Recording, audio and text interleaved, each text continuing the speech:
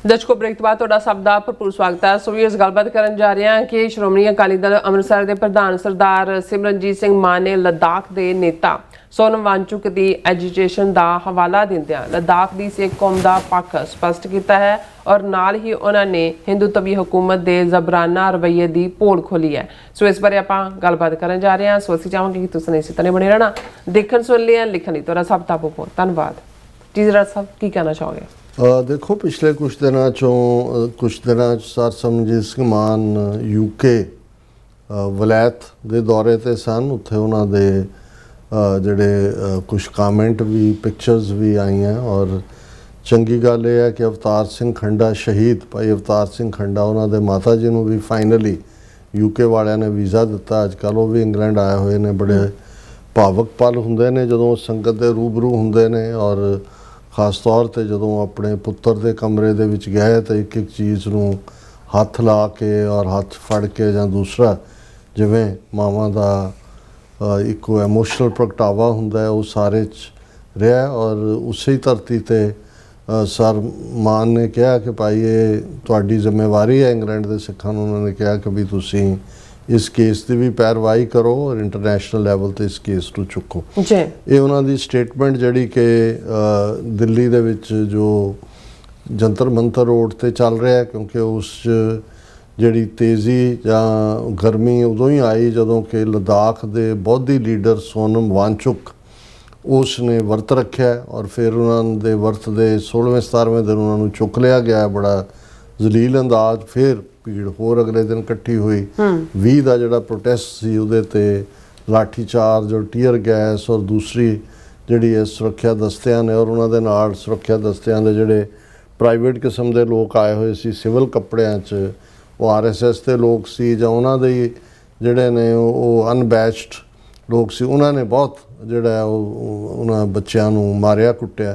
सो इस सारे नूं लैके जिवें असीं पिछले सैगमेंट गल करके हटे हैं कि इंटरनेशनल मीडिया ने जिहड़ा उसनूं काफ़ी भारत का असली चेहरा भी दिखाया भी है जमहूरीयत के नां थल्ले उत्थे ईवन एक शांतमई प्रोटेस्ट करना भी जिहड़ा है वो एक क्राइम है। लेकिन सर मान जिहड़े स्पष्टता दे नाल गल भी करदे ने स्टूडेंट ऑफ हिस्टरी होने के नाते कौमी लीडर होने के नाते वो सिखां दे जिहड़े क्लेम ने उस नाल भी जिहड़ा वो वेले कवेले अपना मौकफ दिंदे ने।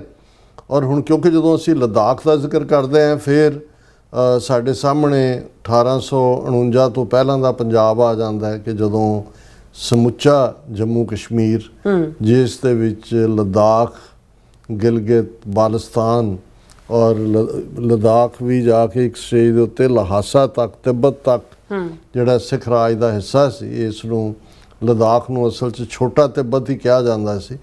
और 1842 दे विच महाराजा रजीत सिंह की डैथ तो 3 साल बाद जदों महाराजा शेर सिंह दिल्ली दे जिहड़ा लाहौर के तख्त ते सी सरकारे खालसा जी उदों एक ट्राईपार्टाइट ट्रीटी दे उत्ते दस्खत होए सी जिस दे विच सरकारे खालसा जियो एंपरर ऑफ चाइना और दलाई लामा उहदे च तिब्बत नूं एक बफर जोन मन्निया गया सी बिटवीन चाइना और सरकारे खालसा जियो दी टैरीटरी। और सिख जरनैल जोरावर सिंह जिहड़े ने उस दौर दे विच ही शहीद होए और वही एक स्टेज दे उत्ते फौज लैके लहासा तक पहुँच गए सी। और ज़ाहिर है कि ये जदों 1846 दे विच एंगलो सिख वॉर हुई गुलाब सिंह जिन्हों के राजे का टाइटल दे के जम्मू दे विच नवाजिया सिख राज नहीं सी वो अंग्रेज़ों का कुत्ता बनया। उन्हें पूरी मदद की अंग्रेज़ों की और 1846 की जिहड़ी ट्रीटी पारोवाल की ट्रीटी जिन्हों बाद अमृतसर की ट्रीटी कहा गया उहदे थल्ले जम्मू कश्मीर इनाम के तौर के उत्ते गद्दारी दे वो राजा गुलाब सिंह नूं दिता गया सी। हालां कहानी ये कि जी अंग्रेज़ों ने सिखां दे उत्ते जुर्माना थोपिया भी तुसी जंग विढ़ी है इन्ने लख तो उन्हां कोल लाहौर के खजाने च पैसा नहीं सी ते 72 लाख गुलाब सिंह ने दिता। वो एक सधारण जिहड़े सिपाही जिहड़े सिक्योरिटी गार्ड हुंदे ने उन्हां दे तौर ते भर्ती होए ध्यान सिंह गुलाब सिंह सुचेत सिंह इन्हां नूं तां राजपूत अपणियां कुड़ियां नहीं सी दिंदे कि भी ये ਜਿਹੜੇ ਨੇ ਈਵਨ ਰਾਜਪੂਤ ਕਲੈਨ ਨਹੀਂ ਹੈ, ਘਟੀਆ ਡੋਗਰੇ ਨੇ, ਜਦੋਂ ਇਹ ਰਾਜੇ ਵੀ ਬਣਾਤੇ ਸਿੱਖਾਂ ਨੇ, ਅੱਛਾ। ਤੇ ਉਹਦੇ ਕੋਲ ਪੈਸੇ ਕਿੱਥੋਂ? ਉਹੀ ਮਹਾਰਾਣੀ ਚੰਦ ਕੌਰ ਦਾ ਖਜ਼ਾਨਾ ਵੀ ਲੁੱਟ ਕੇ, ਸਿੱਖ ਖਜ਼ਾਨਾ ਵੀ। ਔਰ ਉਹਦੇ ਥੱਲੇ ਜਿਹੜਾ ਹੈ ਇਹ ਫਿਰ 1947 ਦੇ ਦੌਰ ਤੱਕ ਇਹ ਪਾਰਟ ਜਿਹੜਾ ਹੈ ਉਹ ਰਿਹਾ।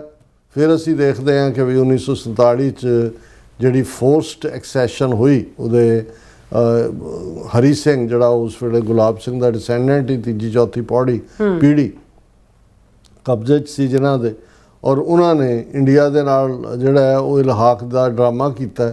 ਹਾਲਾਂਕਿ ਉਹ ਇੰਡੀਪੈਂਡੈਂਟ ਰੱਖਣਾ ਚਾਹੁੰਦਾ ਸੀ ਜੰਮੂ ਕਸ਼ਮੀਰ ਨੂੰ।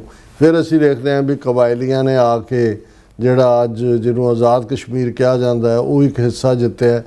ਗਿਲਗਿਤ ਬਾਲਸਤਾਨ ਉਹ ਕਿਉਂਕਿ ਡਾਇਰੈਕਟ ਅੰਗਰੇਜ਼ਾਂ ਦੇ ਥੱਲੇ ਸੀ ਰੈਜ਼ੀਡੈਂਸੀ, ਉਹਨਾਂ ਨੇ ਗਿਲਗਿਤ ਬਾਲਸਤਾਨ ਦੀ ਜਿਓਗ੍ਰਾਫੀ ਨੂੰ ਦੇਖਦਿਆਂ ਹੋਇਆ ਅੰਗਰੇਜ਼ਾਂ ਨੇ, ਉਹ ਗੁਲਾਬ ਸਿੰਘ ਦੇ ਥੱਲੇ ਨਹੀਂ ਸੀਗਾ, ਅੰਗਰੇਜ਼ ਉੱਥੇ ਰੈਜ਼ੀਡੈਂਟ, ਔਰ ਉਹਨਾਂ ਦਾ ਉਹਨੇ ਜਿਹੜਾ ਔਰ ਮੁਸਲਮਾਨ ਅਪਰਾਈਜ਼ਿੰਗ ਹੋਈ, ਸੋ ਗਿਲਗਿਤ ਬਾਲਸਤਾਨ ਨੇ ਤਾਂ ਪਾਕਿਸਤਾਨ ਜੁਆਇਨ ਕਰ ਲਿਆ। ਔਰ ਇੱਧਰ ਕਿਉਂਕਿ ਲਦਾਖ ਦੀ ਟੈਰੀਟਰੀ ਇੱਧਰ ਹੀ ਸੀ। ਲੇਕਿਨ ਜਦੋਂ ਚਾਈਨਾ ਨੇ 1962 ਦੇ ਵਿੱਚ ਭਾਰਤ ਦੇ ਨਾਲ ਜੰਗ ਲੜੀ, ਕਿਉਂਕਿ ਚਾਈਨਾ ਦਾ ਇਹ ਸੀ ਕਿ ਵੀ ਇਹ ਜਿਹੜੀ ਹੈ, ਕਿਉਂਕਿ ਉਹ ਸਮਝਦੇ ਨੇ ਕਿ ਵੀ ਚੀਨ ਦਾ ਹਮੇਸ਼ਾ ਕਲੇਮ ਲਦਾਖ ਦੇ ਉੱਤੇ ਰਿਹਾ। ਔਰ 1962 ਦੀ ਜੰਗ ਵੇਲੇ ਜਿਹਦੇ 'ਚ ਕਿ ਭਾਰਤ ਨੂੰ ਮੁਕੰਮਲ ਸ਼ਿਕਸਤ ਹੋਈ, ਔਰ 39,000 ਸਕੁਅਰ ਕਿਲੋਮੀਟਰ ਟੈਰੀਟਰੀ ਜਿਹੜੀ ਸੀ ਲਦਾਖ ਦੀ, ਉਹ ਚੀਨ ਨੇ ਆਪਣਾ ਜਿਹੜਾ ਹਿੱਸਾ ਬਣਾਇਆ। ਔਰ ਈਵਨ ਪਾਰਲੀਮੈਂਟ ਦੇ ਵਿੱਚ ਜਦੋਂ ਨਹਿਰੂ ਨੂੰ ਘੇਰਿਆ ਗਿਆ, ਸਰ ਕਪੂਰ ਸਿੰਘ ਵੀ ਉਸ ਵੇਲੇ ਮੈਂਬਰ ਪਾਰਲੀਮੈਂਟ ਸੀ, ਕਿ ਵੀ ਤੁਸੀਂ ਇਹ ਟੈਰੀਟਰੀ ਗਵਾਈ ਹੈ ਸਿੱਖ ਰਾਜ ਦੀ 1842 ਦੀ ਟੀਟੀ ਦੇ ਥੱਲੇ। ਤਿੱਬਤ ਇੱਕ ਬਫਰ ਸਟੇਟ ਸੀ, ਤੇ ਨਹਿਰੂ ਨੇ ਡਿਫੈਂਸ ਦਿੱਤਾ ਸੀ ਕਿ it's a barren hill, not even a blade of grass grows there, ਕਿ ਵੀ ਬਿਲਕੁਲ ਉਹ ਇੱਕ ਮਾਰੂਥਲ ਵਾਲਾ ਵਰਗਾ ਪਹਾੜ ਹੈ, ਉੱਥੇ ਤਾਂ ਇੱਕ ਘਾਹ ਦਾ ਬੂਟਾ ਵੀ ਨਹੀਂ ਉੱਗਦਾ। ਇਹ ਉਹਨਾਂ ਦੀ ਸੀ। ਔਰ 39,000 ਜਿਹੜੀ ਸਕੁਅਰ ਕਿਲੋਮੀਟਰ ਜਾਂ ਟੈਰੀਟਰੀ ਇਹਨਾਂ ਨੇ ਗਵਾਈ। ਫਿਰ ਅਸੀਂ ਗਲਵਾਨ ਦੇ ਦੇਖਦੇ ਹਾਂ 2020 ਤੋਂ ਲੈ ਕੇ ਜਿਹੜਾ ਉਹ 2024 ਤੱਕ ਉਹ ਗਲਵਾਨ ਹੋਏ, ਡੈਪਚਿੰਗ, ਡੈਪਸੋਂਗ, ਪੈਪਸੋਂਗ, ਇਹਨਾਂ ਸਾਰਿਆਂ 'ਚ, ਔਰ ਈਸਟਰਨ ਲਦਾਖ ਦਾ ਹਿੱਸਾ ਜਿਹੜਾ ਹੈ ਉਹਦੇ 'ਚ। ਹੁਣ ਇਹਨੂੰ ਆਧਾਰ ਬਣਾ ਕੇ, ਔਰ ਕਿਉਂਕਿ ਇਹ ਲਦਾਖ ਜਿਹੜਾ ਇਹ ਜਦੋਂ ਤੱਕ ਇਹਨਾਂ ਨੇ ਆਰਟੀਕਲ 370 ਨੂੰ ਤੋੜ ਕੇ 5 ਅਗਸਤ 2019 ਨੂੰ ਜੰਮੂ ਕਸ਼ਮੀਰ ਨੂੰ ਯੂਨੀਅਨ ਟੈਰੀਟਰੀ ਬਣਾ ਦਿੱਤਾ, ਲਦਾਖ ਨੂੰ ਅੱਡ ਯੂਨੀਅਨ ਟੈਰੀਟਰੀ ਬਣਾ ਦਿੱਤਾ। ਹੁਣ ਕਿਉਂਕਿ ਜੰਮੂ ਕਸ਼ਮੀਰ ਡਿਸਪਿਊਟਡ ਟੈਰੀਟਰੀ ਸੀ, ਚਾਈਨਾ ਨੇ ਉਹਦਾ 2020 'ਚ ਫਿਰ ਗਲਵਾਨ ਵੈਲੀ 'ਚ ਦਾ ਜਵਾਬ ਦਿੱਤਾ ਕਿ ਭਾਈ ਇਹ ਤੁਹਾਡੀ ਟੈਰੀਟਰੀ ਨਹੀਂ, ਇਹਦੇ 'ਤੇ ਸਾਡਾ ਹੱਕ ਹੈ, ਕਿਉਂਕਿ ਉਹਨੇ ਚੀਨ ਨੇ ਕਦੇ ਵੀ ਲਦਾਖ ਨੂੰ ਇੰਡੀਆ ਦਾ ਹਿੱਸਾ ਨਹੀਂ ਮੰਨਿਆ। ਹਾਲਾਂਕਿ ਇਹ ਵੀ ਆਉਂਦਾ ਹੈ ਕਿ ਵੀ ਜਦੋਂ ਅਟਲ ਬਿਹਾਰੀ ਵਾਜਪਾਈ ਫੋਰਨ ਮਿਨਿਸਟਰ ਸੀ, ਜਦੋਂ ਡੈਲੀਗੇਸ਼ਨ ਗਿਆ ਤੇ ਉਹ ਜਿਹੜਾ ਉਹ ਬਾਰਡਰ ਉਸ ਦੇ ਉੱਤੇ ਗੱਲ ਕਰਨਾ ਚਾਹੁੰਦੇ ਸੀ, ਬਾਰਡਰ ਦੇ ਉੱਤੇ ਲਦਾਖ ਨੂੰ ਲੈ ਕੇ, ਤਾਂ ਐਸਾ ਕਿਹਾ ਜਾਂਦਾ ਹੈ, ਜਿਹੜਾ 2-3 ਥਾਵਾਂ ਤੇ ਇਹਦੇ ਹਵਾਲੇ ਮਿਲਦੇ ਨੇ ਕਿ ਚੀਨ ਨੇ ਕਿਹਾ ਕਿ ਵੀ ਇਹ ਜਿਹੜਾ ਲਦਾਖ ਹੈ ਇਹ ਤਾਂ ਸਿੱਖ ਰਾਜ ਦਾ ਹਿੱਸਾ ਸੀ, ਤੁਹਾਡਾ ਤਾਂ ਕਦੇ ਭਾਰਤ ਦਾ ਰਿਹਾ ਹੀ ਨਹੀਂ ਹੈ, ਸੋ ਅਸੀਂ ਸਿੱਖਾਂ ਦੇ ਨਾਲ ਗੱਲ ਕਰ ਲਾਂਗੇ ਜਦੋਂ ਇਹਦਾ ਕਲੇਮ ਹੈ। ਸੋ ਇਹ ਹਿਸਟੋਰੀਕਲ ਫੈਕਟ ਨੇ। ਸੋ ਮੈਂ ਸਮਝਦਾ ਵੀ ਸਰ ਸਿਮਰਨਜੀਤ ਸਿੰਘ ਮਾਨ ਉਹਨਾਂ 'ਚ ਇੱਕ ਗੁਣ ਹੈ ਕਿ ਉਹ ਹਿਸਟਰੀ ਓਰੀਐਂਟਡ ਆਪਣੀ ਗੱਲ ਕਰਦੇ ਨੇ। ਸੋ ਇਹ ਸਾਰੇ ਪ੍ਰੋਟੈਸਟ ਦੇ ਦੌਰ 'ਚ ਹੁਣ ਸੋਨਮ ਵੈਂਗਚੁਕ ਉਹਨਾਂ 'ਚੋਂ ਸੀ ਜਿਹੜਾ ਮੰਗ ਕਰਦਾ ਸੀ ਕਿ ਲਦਾਖ ਨੂੰ ਯੂਨੀਅਨ ਟੈਰੀਟਰੀ ਬਣਾਓ।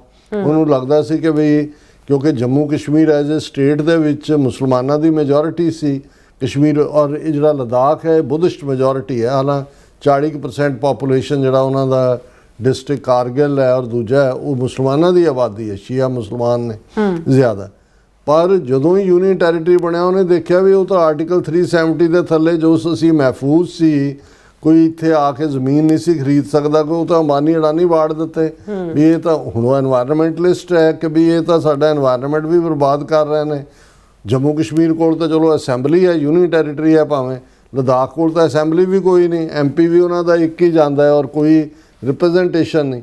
ਉਹਨੇ ਜਦੋਂ ਆਵਾਜ਼ ਚੁੱਕੀ ਉਹਨੂੰ ਚੀਨ ਦਾ ਏਜੰਟ ਬਣਾ ਦਿੱਤਾ, ਪਹਿਲਾਂ ਪਾਕਿਸਤਾਨ ਦਾ ਬਣਾਇਆ ਔਰ ਚੁੱਕ ਕੇ ਅੰਦਰ ਦੇ ਦਿੱਤਾ। 6 ਮਹੀਨੇ NSA ਦੇ ਥੱਲੇ ਉਹ ਬਾਹਰ ਆਇਆ, ਉਹਨੂੰ ਲੱਗਾ ਵੀ ਹੁਣ ਲਦਾਖ ਦਾ ਇਸ਼ੂ ਤਾਂ ਕੋਈ ਸੁਣਦਾ ਨਹੀਂ ਹੈ। ਉਹਨੇ ਮੌਕਾ ਤਾੜ ਕੇ ਜਿਉਂ ਹੀ ਇਹ ਨੀਟ ਪੇਪਰ ਲੀਕ ਔਰ ਇਹ ਕਾਕਰੋਚ ਜਨਤਾ ਪਾਰਟੀ ਆਈ, ਉਹਨੂੰ ਵੀ ਲੱਗਾ ਕਿ ਬਈ ਮੈਂ ਜਾ ਕੇ ਹੁਣ ਕਰਾਂ, ਉਹਨੇ ਵਰਤ ਰੱਖਤਾ ਔਰ ਇਹ ਸਾਰਾ ਹੁਣ ਇਸ ਸਾਰੇ ਕੰਟੈਕਸਟ ਨੂੰ ਸਰ ਸਿਮਰਨਜੀਤ ਸਿੰਘ ਮਾਨ ਉਹਨਾਂ ਨੇ ਕਿਹਾ ਕਿ ਭਾਈ ਇਹ ਜਿਹੜਾ ਇਕੱਠ ਦਿੱਲੀ ਦੇ ਵਿੱਚ ਹੋਇਆ ਜਾਂ ਜਿਹੜਾ ਅਨਰੈਸਟ ਹੈ ਇਹ ਦੱਸਦਾ ਹੈ ਕਿ ਵੀ ਇਹ ਜਿਹੜੇ ਕੱਟੜਵਾਦੀ ਲੋਕ ਬੀਜੇਪੀ RSS ਦੇ ਹਕੂਮਤ 'ਚ ਬੈਠੇ ਨੇ ਇਹ ਇੱਥੇ ਵਸਣ ਵਾਲੀਆਂ ਘੱਟ ਗਿਣਤੀ ਕੌਮਾਂ ਉੱਤੇ ਜ਼ਬਰੀ ਕੱਟੜਵਾਦੀ ਪ੍ਰੋਗਰਾਮਾਂ ਨੂੰ ਠੋਸ ਰਹੇ ਨੇ।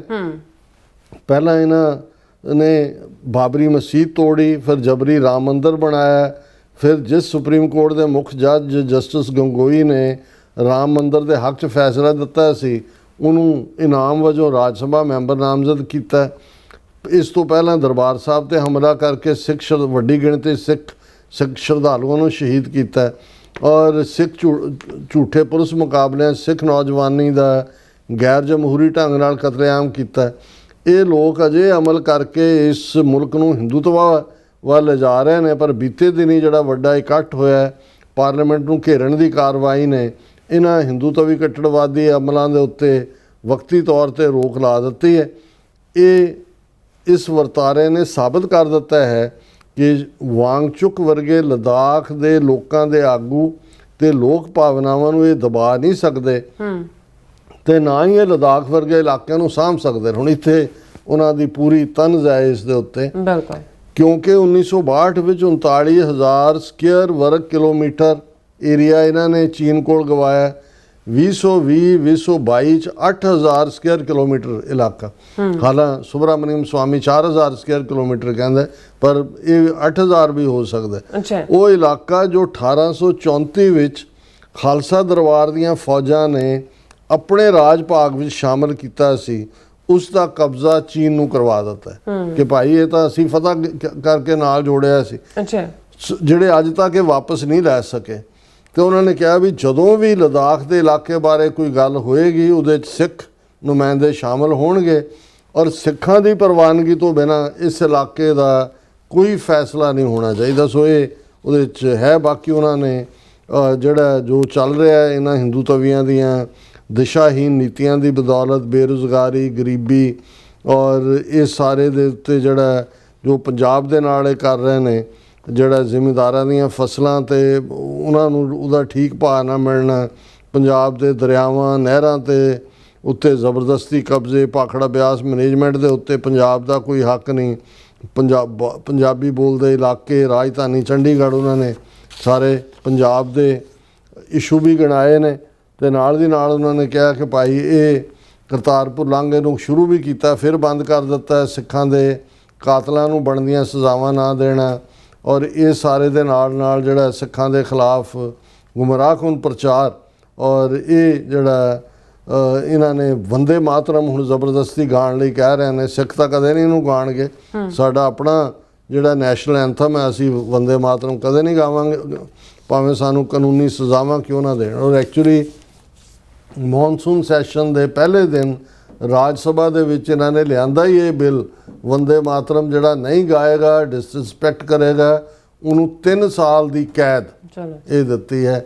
ਸੋ ਮਾਨ ਸਾਹਿਬ ਦਾ ਦਿਲਚਸਪ ਐਂਗਲ ਹੈ ਔਰ ਅਸੀਂ ਉਹਨੂੰ ਡਿਸਕਸ ਕੀਤਾ ਹੈ। ਜੀ ਰਾਸਾ ਤੁਹਾਡਾ ਬਹੁਤ ਸ਼ੁਕਰੀਆ। ਸਾਥ ਲੈਣਾ ਬ੍ਰੇਕ ਵੀਅਰਸ ਅਤੇ ਸਾਰੇ ਇਸੇ ਤਰ੍ਹਾਂ ਬਣੇ ਰਹਿਣਾ, ਮਿਲਦੇ ਹਾਂ ਛੋਟੇ ਜਿਹੇ ਬ੍ਰੇਕ ਤੋਂ ਬਾਅਦ।